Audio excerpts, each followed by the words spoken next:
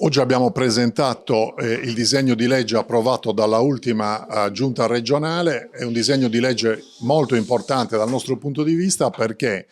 rappresenta uno dei punti programmatici della Presidente Todde, uno dei punti importanti del piano regionale di sviluppo che ha un duplice obiettivo. Il primo è quello di riavvicinare la regione, l'istituzione regionale, agli artigiani che si occupano d'arte, il fiore all'occhiello dell'artigianato in Sardegna, che si sono sentiti abbandonati dopo 20 anni dalla soppressione di questo ente così importante e così significativo, che era diventato un modello anche per altre regioni italiane ed europee. Il secondo è quello di non perdere questi saperi tradizionali, perché 20 anni rappresentano una generazione e per saperi